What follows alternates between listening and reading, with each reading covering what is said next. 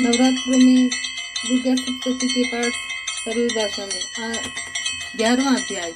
देवताओं का देवी की स्तुति करना और देवी का देवताओं को वरदान देना। महर्षि मेधा कहते हैं, दैत्य के मारे जाने पर इंद्र आदि देवता अग्नि को आगे करके कात्यायनी देवी की स्तुति करने लगे। उस समय अभीष्ट की प्राप्ति के कारण उनके मुख खिले हुए थे। देवताओं ने कहा, हे शरणागतों की दुख दूर करने वाली देवी, तुम प्रसन्न हो। हे संपूर्ण जगत की माता, तुम प्रसन्न हो। विश्वेश्वरी, तुम विश्व की रक्षा करो, क्योंकि तुम इस चर और अचर की ईश्वरी हो। हे देवी, तुम संपूर्ण जगत की आधार रूप हो, क्योंकि तुम पृथ्वी रूप में स्थित हो और अत्यंत पराक्रम वाली देवी हो। तुम विष्णु की शक्ति हो और विश्व की बीज परम माया हो, और तुमने ही इस संपूर्ण जगत को मोहित कर रखा है। हे, तुम्हारे प्रसन्न होने पर ही यह पृथ्वी मोक्ष को प्राप्त होती है। हे देवी, संपूर्ण विद्याएं तुम्हारे ही भिन्न भिन्न स्वरूप हैं। इस जगत में जितनी स्त्रियां हैं वह सब तुम्हारी मूर्तियां हैं। एकमात्र तुमने ही इस जगत को व्याप्त कर रखा है। तुम्हारी स्तुति किस प्रकार हो सकती है, क्योंकि तुम परम बुद्धि रूप हो और संपूर्ण प्राणी रूप स्वर्ग और मुक्ति देने वाली हो। संपूर्ण प्राणी रूप स्वर्ग और मुक्ति देने वाली हो। इसी रूप में तुम्हारी स्तुति की गई है। तुम्हारी स्तुति के लिए इससे बढ़कर और क्या युक्तियां हो सकती हैं। संपूर्ण जनों के हृदय में बुद्धि रूप होकर निवास करने वाली, स्वर्ग और मोक्ष प्रदान करने वाली, हे नारायणी देवी, तुमको नमस्कार है। कालाष्ट आदि रूप से अवस्थाओं को परिवर्तन की ओर ले जाने वाली, ये प्राणियों का अंत करने वाली नारायणी देवी, तुम्हें नमस्कार है। नमस्कार है, हे नारायणी, संपूर्ण मंगलों के मंगल रूप वाली, हे शिवे, संपूर्ण प्रयोजनों को सिद्ध करने वाली, हे शरणागत वत्सला, 3 नेत्रों वाली गौरी, तुमको नमस्कार है। सृष्टि स्थिति तथा संहार की शक्ति भूता सनातनी देवी, गुणों का आधार तथा सर्व सुखमयी नारायणी, तुमको नमस्कार है। हे शरण में आए हुए शरणागतों और दीन दुखियों की रक्षा में तत्पर, संपूर्ण पीड़ाओं को हरने वाली, हे नारायणी देवी, तुम्हें नमस्कार है। हे नारायणी, तुम्हें नमस्कार है। तुम ब्राह्मणी का रूप धारण करके हंसों से जुते हुए विमान पर बैठती हो तथा कुश से अभिमंत्रित जल छिड़कती रहती हो, तुम्हें नमस्कार है। माहेश्वरी रूप से त्रिशूल, चंद्रमा, सर्पों को धारण करने वाली, हे महावृषभ वाहिनी नारायणी, तुम्हें नमस्कार है। मोरों तथा कुक्कुटों से घिरी रहने वाली, महाशक्ति को धारण करने वाली, हे कौमारी रूप धारिणी निष्पाप नारायणी, तुम्हें नमस्कार है। तुम्हें बारंबार नमस्कार है। हे शंख चक्र गदा और शंख धनुष रूप आयुधों को धारण करने वाली वैष्णवी शक्ति रूपा नारायणी, तुम हम पर प्रसन्न हो, तुम्हें नमस्कार है। दांतों पर पृथ्वी धारण करने वाली वाराह रूपिणी कल्याणमयी नारायणी, हम तुम्हें नमस्कार करते हैं। आपको बारंबार नमस्कार है। हे उग्र नरसिंह रूप से दैत्यों को मारने वाली, त्रिभुवन की रक्षा में संलग्न रहने वाली नारायणी, तुम्हें नमस्कार है। मस्तक पर किरीट और हाथ में महावज्र धारण करने वाली, सहस्त्र नेत्रों के कारण उज्ज्वल वृत्तासुर के प्राण हरने वाली इंद्रिय शक्ति, हे नारायणी, तुम्हें नमस्कार है। हे शिवदूती स्वरूप से दैत्यों के महामद को नष्ट करने वाली, हे घोर रूप वाली, हे माँ शब्द वाली, हे नारायणी, तुम्हें नमस्कार है। आपको बारंबार नमस्कार है।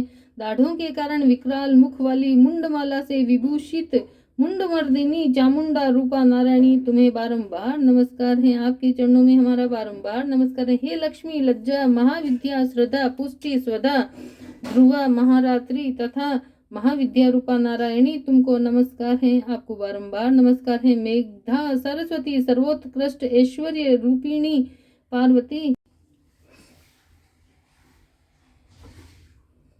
महाकाली, नियंता तथा ईश्वर रूपिणी नारायणी, तुम्हें नमस्कार है। हे सर्वरूप सर्वेश्वरी सर्वशक्ति युक्त देवी, हमारी भय से रक्षा करो, तुम्हें नमस्कार है। हे कात्यायनी, तीनों नेत्रों से भूषित तेरा सौम्य मुख सब तरह के डरों से हमारी रक्षा करे, तुम्हें बारंबार नमस्कार है। हे भद्रकाली, ज्वालाओं के समान भयंकर, अति उग्र एवं संपूर्ण असुरों को नष्ट करने वाला तुम्हारा त्रिशूल हमें भयों से बचावे, तुमको बारंबार नमस्कार है। हे देवी, जो अपने शब्द से इस जगत को पूरित करके दैत्यों के तेज को नष्ट है वह आपका घंटा इस प्रकार हमारी रक्षा करे जैसे कि माता अपने पुत्रों की रक्षा करती है। हे चंडी के असुरों के रक्त और चर्बी से चर्चित जो आपकी तलवार है वह हमारा मंगल करे। हम तुमको नमस्कार करते हैं, हम आपको नमस्कार करते हैं। हे देवी, तुम जब प्रसन्न होती हो तो संपूर्ण रोगों को नष्ट कर देती हो और जब रुष्ट हो जाती हो तो संपूर्ण वांछित कामनाओं को नष्ट कर देती हो।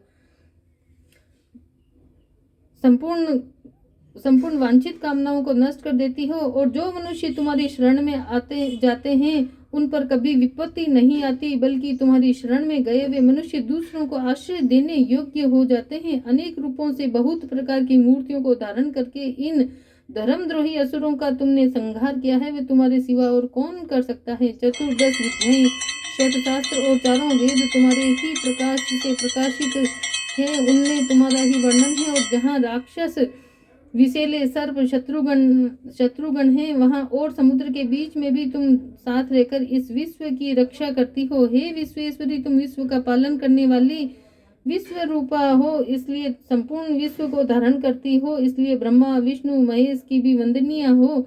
जो भक्ति पूर्वक तुमको नमस्कार करते हैं, जो भक्ति पूर्वक तुमको नमस्कार करते हैं वह भी जो भक्ति पूर्वक तुमको नमस्कार करते हैं वह विश्व को आश्रय देने वाले बन जाते हैं। हे देवी, तुम प्रसन्न हो और असुरों को मारकर जिस प्रकार हमारी रक्षा की है वैसे ही हमारी शत्रुओं से सदा हमारी रक्षा करती रहो। संपूर्ण जगत के पाप नष्ट कर दो और पापों तथा अपने फल स्वरूप देने वाली महामाई आदि बड़े बड़े उपद्रवों को शीघ्र ही दूर कर दो। विश्व की पीड़ा को हरने वाली देवी, शरण में पड़े हुओं पर प्रसन्न हो। त्रिलोक निवासियों की पूजनीय महेश परमेश्वरी, हम लोगों को वरदान दो। देवी ने कहा, हे देवताओं, मैं तुमको वर देने के लिए तैयार हूँ। आपकी जैसी इच्छा हो वैसा वर मांग लो, मैं तुमको दूंगी। देवताओं ने कहा, हे सर्वेश्वरी, त्रिलोकी के निवासियों की समस्त पीड़ाओं को तुम इसी प्रकार हरती रहो और हमारे शत्रुओं को इसी प्रकार नष्ट करती रहो। देवी ने कहा, वेवस्वत मनवंतर के 28वें युग में दो महाअसुर शुंभ और निशुंभ उत्पन्न होंगे। उस समय में नंदगोप के घर में यशोदा के गर्भ से उत्पन्न होकर विंध्याचल पर्वत पर शुंभ और निशुंभ का संहार करूंगी। फिर अत्यंत भयंकर रूप से पृथ्वी पर अवतीर्ण होकर मैं विप्रचिति नामक दानवों का नाश करूंगी। उन भयंकर महाअसुरों को भक्षण करते समय मेरे दांत अनार के पुष्प के समान लाल होंगे। इसके पश्चात स्वर्ग में देवता और पृथ्वी पर मेरी स्तुति करते हुए मुझे रक्तदंतिका कहेंगे। फिर जब 100 वर्षों तक वर्षा न होगी तो मैं ऋषियों के स्तुति करने पर अयोनिज धाम से प्रकट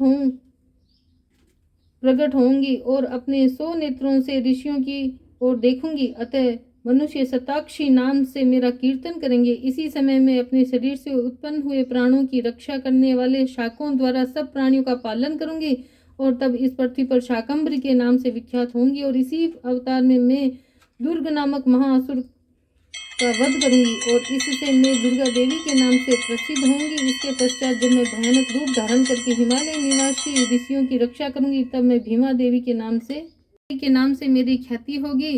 और जब फिर अरुण नामक असुर तीनों लोगों को पीड़ित करेगा तब मैं असंख्य भ्रमरों का रूप धारण करके उस महादैत्य का वध करूंगी। तब स्वर्ग में देवता और मृत्युलोक में मनुष्य मेरी स्तुति करते हुए मुझे भ्रामरी नाम से पुकारेंगे। इस प्रकार जब जब पृथ्वी राक्षसों से पीड़ित होगी तब तब मैं अवतरित होकर शत्रुओं का नाश करूंगी। बोली अम्बे मैया की जय।